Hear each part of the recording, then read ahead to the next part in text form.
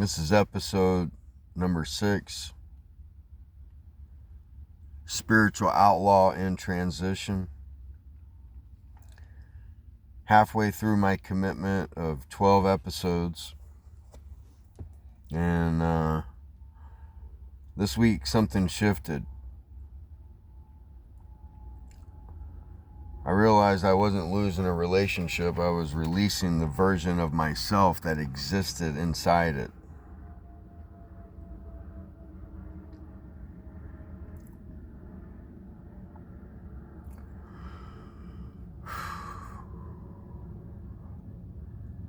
Well, where the week began. Last Sunday was Super Bowl, so I, instead of going to Super Bowl parties and pretending to be okay and pretending to be happy and pretending to be joyful and just wearing a fucking mask, I ended up working with one of my sponsees and getting in the book and being of service. And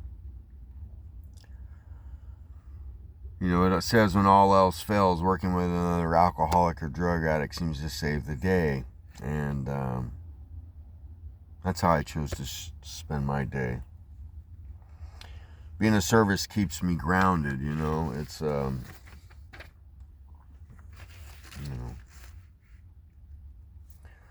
my week in motion this week, is just, like it is every week. Meetings. I secretary a meeting Zombies by Day at Radford Hall at noon on Thursdays. You can zoom in at radfordhall.com if you like. I run my focus group on Mondays, Unchained Sobriety at Radford Hall from 4:15 to 5:30 p.m. I've been doing that coming up on 16 months, I believe. And I find that transformation happens through ordinary actions. I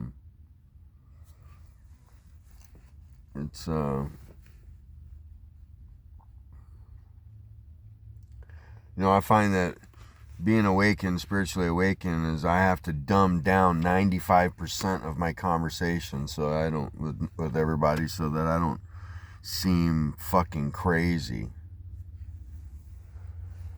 But life happens, man. This week, I entered my friend Chuck Negron, lead singer of Three Dog Night, passed away, and his memorial and funeral was Tuesday of this week over at Forest Lawn, and the family graciously invited me out. Me and Paul Stanley from Kiss, and there was a lot of people there, but I know Paul because Paul rehooked me and Chuck and the family Amy back together, so it was nice to see him there. Ran into one of my fellow members from Radford Hall there. That was cool. I was like, wow, that's cool, man. What are you doing here? And he goes, we're everywhere, dude. So I knew what he meant, and that was kind of cool.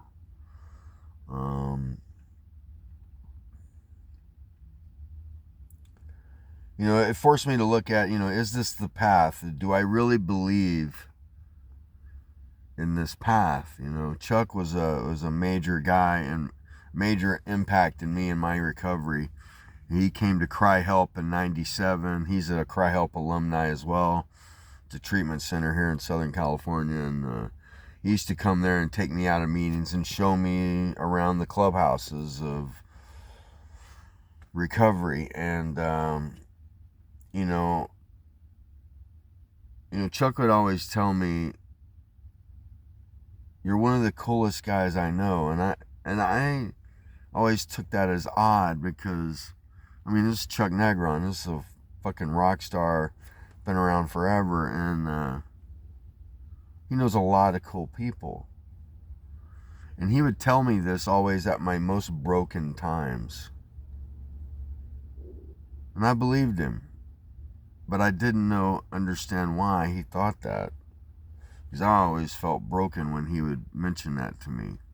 Maybe it was encouragement. Or maybe it was something that he saw that I hadn't quite seen yet. But I had a perspective shift this week, you know. Life continues, you know, as we evolve, you know. And relief is temporary, but evolving is permanent. And temporary fixes and reliefs don't work for me anymore. You know, this week also, you know, with my leaving a relationship with Tamino, it's, you know, when you sacrifice your sobriety and your well-being, and, you know, she came after me, you know what I mean? I had 11 months of sobriety. She came after me, asked me to marry her. And I thought, wow, you know, I can be seen in front of this person. I can be myself in front of this person. And, you know, I wasn't looking for a relationship at all. I was only looking to get my 1 year. And I met her at 9 months. And at 11 months, she talked me into doing Molly. And I was willing to give up my time. And for us to have the same sobriety date. How sweet. And it was a great experience. She asked me to marry her. I did. And then I noticed that she was hiding me. She would ask me to take down my posts that I was sharing with the world, that I'm in love, I'm married, I found this amazing woman. And, you know, the cracks started showing when she was hiding me. She was asking me to take down my posts. Meanwhile, this woman has no social fucking media at all. And her big reason was, my sister's getting married on the other side of the fucking planet, and you know, do me this solid and just keep this private until my sister gets married. And I'm like, okay, maybe it's a cultural thing. You know, she's Muslim, and I was willing to change my whole religion for this woman, and was looking into becoming Muslim and the whole 9 yards. But I started noticing the flags. Meanwhile, she's also asking me to take her through the book, because I take a lot of people through the book of recovery, and I show them how to work with others. And she wanted that, and I was like, you know what? I don't think that's a good idea, because it's going to force us to, you know, we're going to mirror back our character defects to each other, and it's going to force us to evolve. Now, I'm all game, but, you know, the other person has to too. And it's fear's a fickle thing. You know, most people, when they get to the door, they're too afraid to walk through it. I know, because I've gotten 115 people to that door, and 4 have walked through it.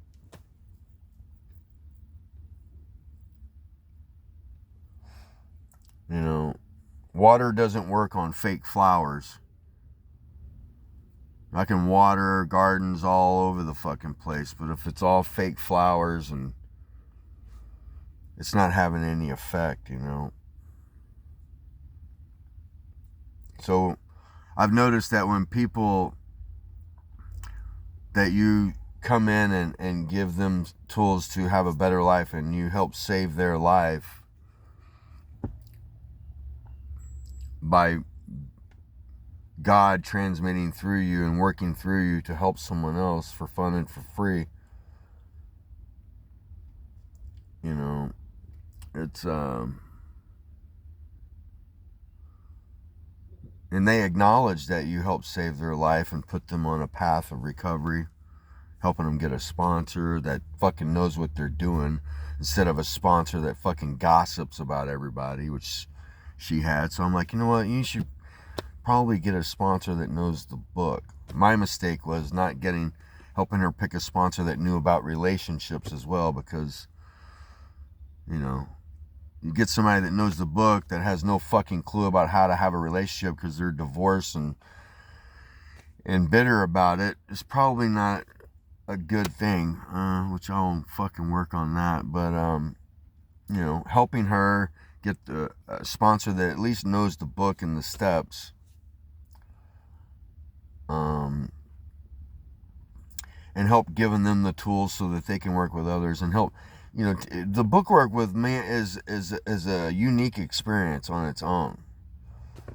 And if you want to have that experience, reach out to me. I'm always available for people that ask, but and that want this, not who need it. I don't give a fuck. Everybody needs this shit, but I only fuck with the people that want it.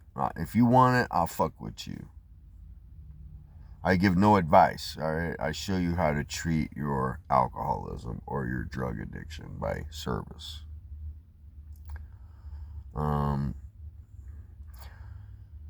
know, she came up to me, you know, she's been avoiding me, and I noticed that people, when they avoid you because they know they did you wrong.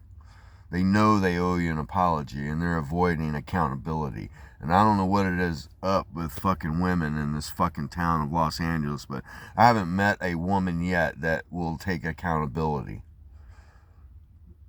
They all talk about it, and they want you to, but they don't fucking do it themselves. And, you know, I'm not here to fucking bitch about that, but, you know, I'm just making an observation, you know. And she came up to me after a meeting that she secretaries last week and said, I'm doing a 9-step with my sponsor. I just want to say thank you for saving my life and taking me through the book. And then just walked off. Well, fucking newsflash, that's not a fucking 9-step. I don't know why you even told me that.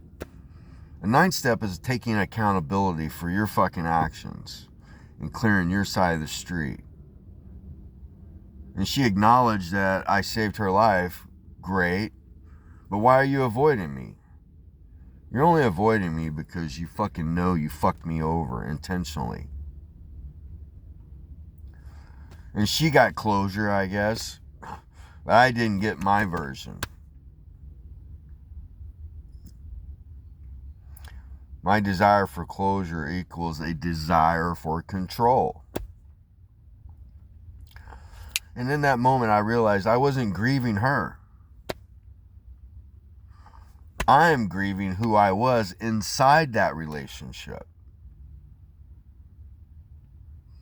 Well, that was a perspective change for me this week.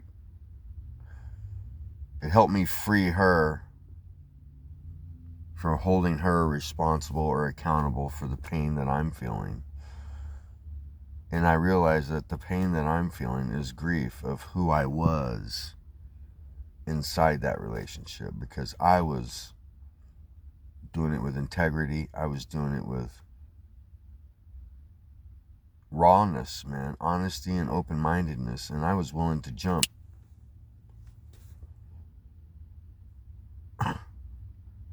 Because I saw great value in that, because someone saw me. I was seen. And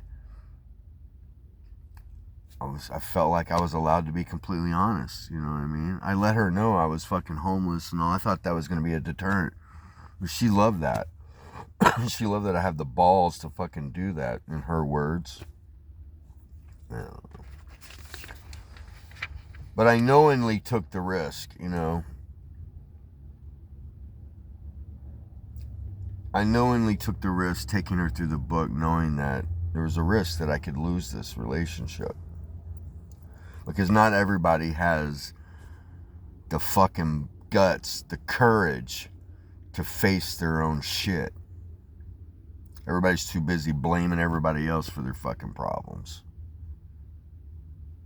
But I chose service anyway. And now I release the outcome because I showed up fully honest and open-minded. That's integrity. It's also integrity without any fucking reward.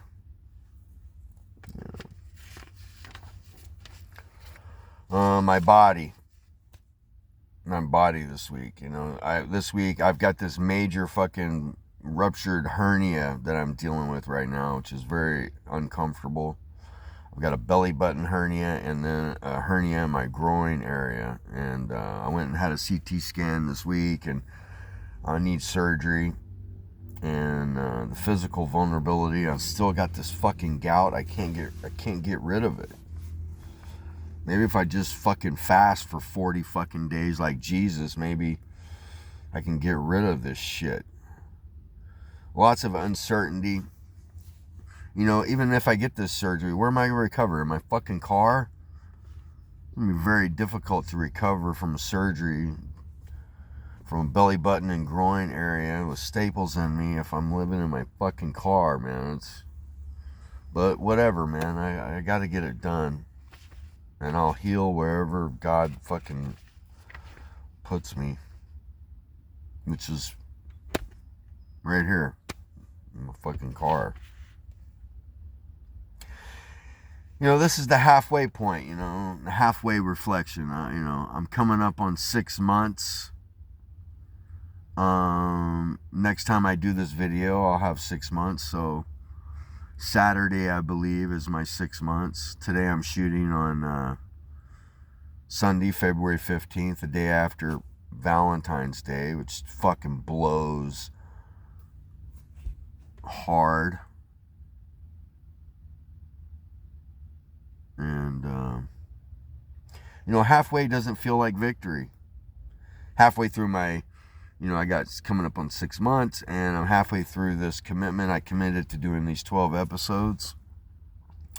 And halfway doesn't feel like victory at all. It feels like complete surrender. Halfway on the air, halfway on this series, you know, it is what it is, man. I realize I'm not trying to become peaceful. I'm learning that peace is what remains when I stop fighting myself.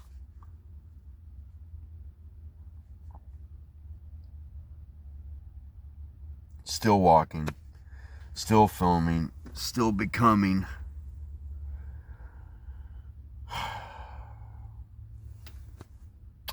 Bandit out.